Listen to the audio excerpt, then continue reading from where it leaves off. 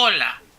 Welcome to part 5 of Bastion from HundredBit. The wild outskirts. This is Michael, Mark. and we are here playing a video game with... In the wild outskirts. And here we have the dual pistols. If I'm correct, these are actually a favorite in the game. These ones look quite powerful. Well, at least fun. Yeah, I actually end up not even using them. I tend to lean towards more heavier firepower. They are great weapons, though.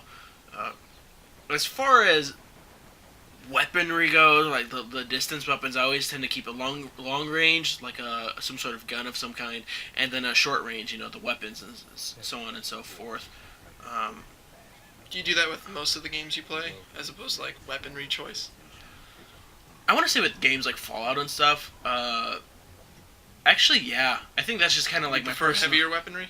No, not the heavier weaponry. Just I like having long ranged and short range weapons. Like for instance with Fallout, I normally walked around with that flaming sword, the one that you have to like craft. I would normally run around with that one. I think it's called like the Igniter or something like that. I would run around with that one along with like a plasma rifle or something like that. That way I have the best of both worlds. Really, with this game, I don't know what it was. It was also the super special ability that some of the heavier weapons offer in comparison to the shorter weapons that I just find more appealing. The shorter weapons, they tend to do like burst attacks where you pull the trigger and they shoot the gun like 10 times, and it's like, cool, I could have just done that myself. As compared to with the heavier weapons like the mortar and stuff, it sends out friendly turrets. And you'll see that, in the dream sequences when I put it into very efficient use. These guys look annoying. Oh yeah, the pin cushions. They suck. I want to say they're part of those top 3 worst enemies that will make you so mad that you want to stop this level. Does this game ever push you to rage quit? No, actually. There are enemies that will be tough, but to be honest, with some of the potions and stuff like that you get extra revives. Is it a fair challenge? Yeah. Oh, okay. Yeah, and sometimes it'll just be like you'll be frustrated with yourself more than the game because you're like, I recognize the pattern. Why am I not following through? So this is a normal game. Were there other difficulties in the beginning? There's a few of them. There's like a time rush feature. There's a no score mode. I haven't explored anything other than regular game, new game plus, and time rush, which is just kind of like it's just keeping track of how fast you're playing the game, along with some extra little things. But to be honest, there really isn't. Like I said, if you want to increase difficulty, definitely the idols. Those idols will get you more frustrated with the game than and I can't remember if you stated it last time. Then is the hi Six Finger Jack. Yeah, shout out to Six Finger Jack. And anyway, is the payoff for using the idols worth it? Kind of. It really depends. A lot of the times, for every idol you activate, you'll get a 5% bonus to whatever. So, to experience or to fragments kind of a thing. Kosher Kitty again. Shout out to Kosher Kitty. Yeah, he wouldn't stop signing off and back on. Anyway, those friggin' frogs. Okay, so we just saw the frog for the first time, I believe, and I hate those damn things. And the only time I ever died in this game, which, by the way, I edited out, was from a friggin' frog. What's their problem? They don't take damage from the front. And if you're too close to them, when they hop, they come down really fast. So, to be perfectly honest with them, you have to dodge roll under them while they're hopping a long distance. Okay. That's really the only efficient way of taking them down. Other than that, though, you're just going to get frustrated because they hop into you and take a large chunk of your health. In that specific time that I died, I had 2 of them that I was facing against, and it was literally just a game of pinball. One would hit me, I would go flying. The other one would hit me, I would go flying. The other one would jump and hit me, and I'm like, ugh. Now that you ran into them, they're going to be showing up. Yeah, they're going to be showing up. These plant creatures as well, they're a pain in the rear, but because they don't take any damage when they close. We just received, if I'm correct, this is the final piece of the core. Yeah, you said you found the final. Yeah, and he's foreshadowing that it's not done by a long shot. So here we are. This is what I was kind of talking about. Yeah, Zolf goes douche mode. What ends up really happening is actually, I probably shouldn't say what really happens behind the scenes, but basically, he reads the book that Zia brought along with her. It's in their native language, so Zia doesn't understand what it is, or what it says. It's her father's book, or journal, I should say. And yeah, right there it just says he just snapped. He found out, spoiler alert, Zia's father is the originator of the Calamity. He's the one that created the Calamity machine, so to speak. Yeah, messed up family. I come from a broken home, both in blue fragments and. My dad caused the end of the world. I don't mean to brag, but it's kind of a big deal. What just ended up happening was he broke the monument, the thing that's supposed to accept the cores, and now the Bastion, quote unquote, got hurt pretty bad. Looks a little paler. So now we're gonna go on a quest for the shards. These magical shards are kind of the beggar man's cores. There's smaller pieces of power, where in the cities they have cores. Out in the outlands, like outposts kind of a thing, where they're exploring new territory, they're using shards as like the little forts. There we go. Kid sets off on a search for shards. So now these are our new MacGuffins to find. Yeah, they're new items. But the levels and the way the game plays and all that, it's still essentially the same. Still, get to the end, get the shard. It's really just a replacement thing where instead of picking up cores, you're now picking up shards. Everything else plays exactly the same. Is there a big difficulty spike between this part of the story and before? I want to say because they're introducing new enemies, like those freaking frogs. Hey. I can't see that, so how are you supposed to? Yeah, the brightness in this sometimes can get a little, I don't want to say unfair, but a little punishing if you don't have the chords correctly. And right here we're going to pass out and have what's, technically our first dream sequence. Oh, okay. Woo! Not like any of the side ones that I'm going to do later on. This is, like I said, technically the first dream sequence. Mandatory. Yeah, mandatory, because you pass out from the swamp gases and stuff, and it gets pretty weird here, kids.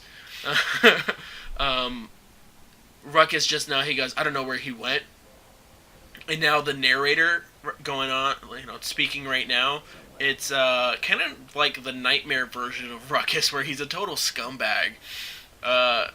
Also, your visiting areas, if you haven't noticed yet, this should be familiar to you. This is where you found Zia. This is that little pond area where not you caught her, but you found her. We're not throwing great balls and ultra balls here, but this is where you found her. And these dream sequences operate like gauntlets, because you're just yeah, they operate like gauntlets. A certain amount of enemies are presented to you. See, look, there's Zia. And it's going to. I just stabbed her.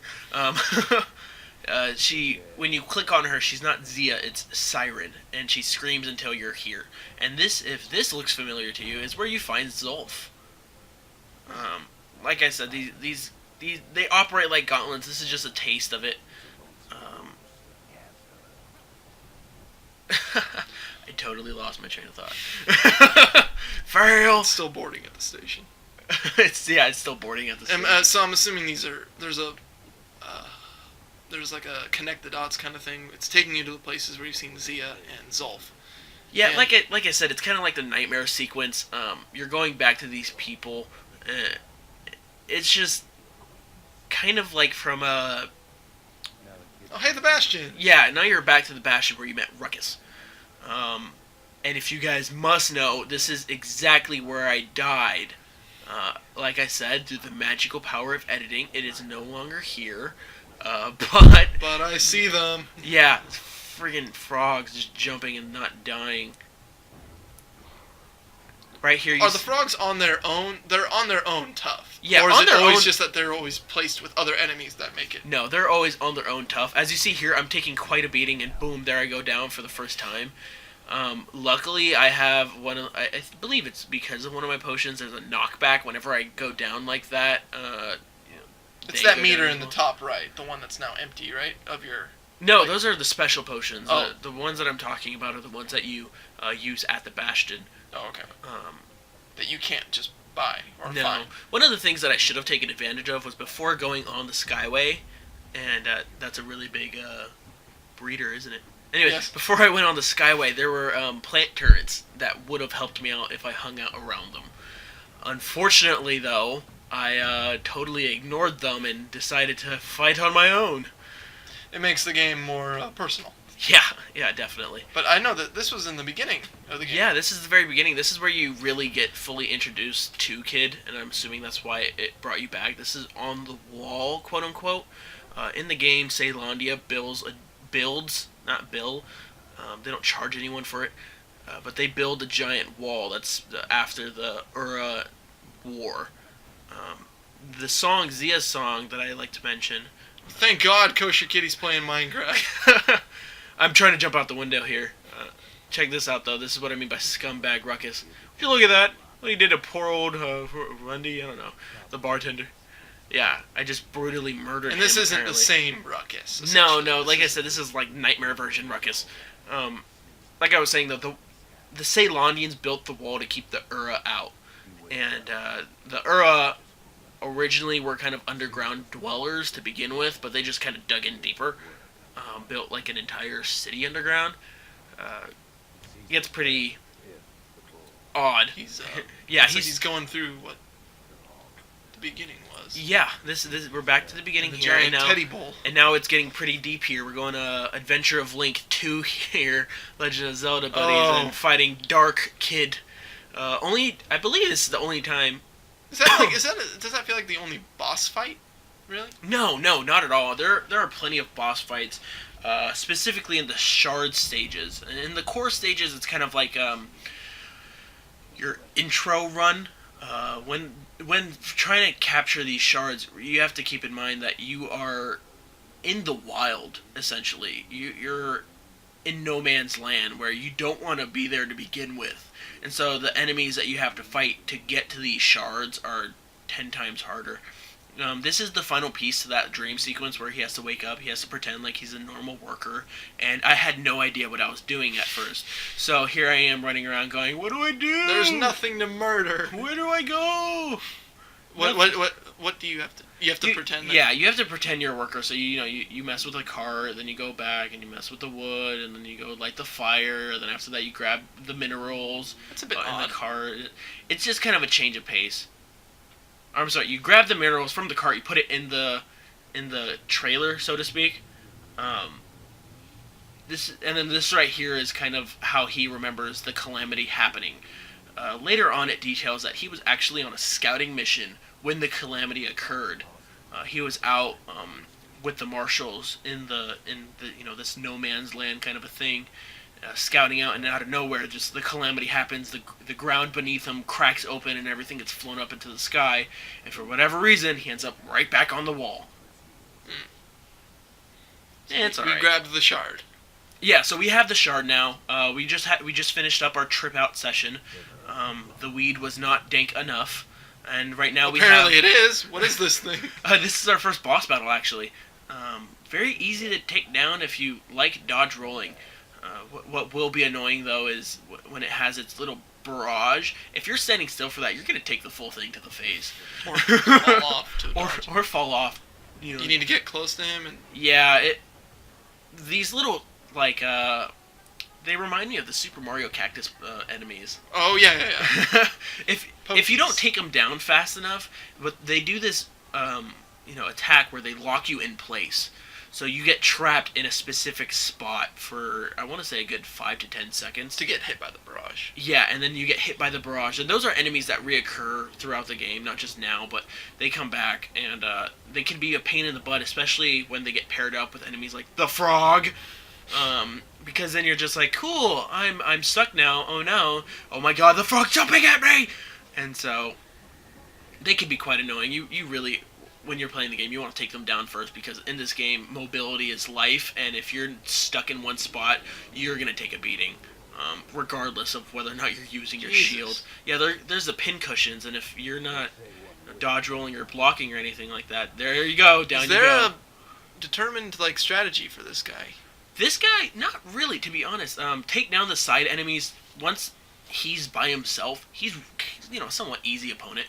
Once again, block or dodge roll away from the barrage, and you're fine. The cooldown time between is so long that it's almost not noticeable, and the damage that you take from its little stun spores are, once again, unnoticeable. Easy peasy. It's just the combination of enemies with him is the pain in the butt. So here we are. We just collected our first shard, coming back to the Bastion. Here he goes talking about how they're the poor man's core, just beggars can't be choosers, though. Which is true because you're trying to, revive the Bastion, so to speak. I was talking earlier about how these cores are upgrades. So now I could choose which one of these I want to upgrade for further, kind of installments. If I upgrade the distillery, I get more brews available to me and more storage.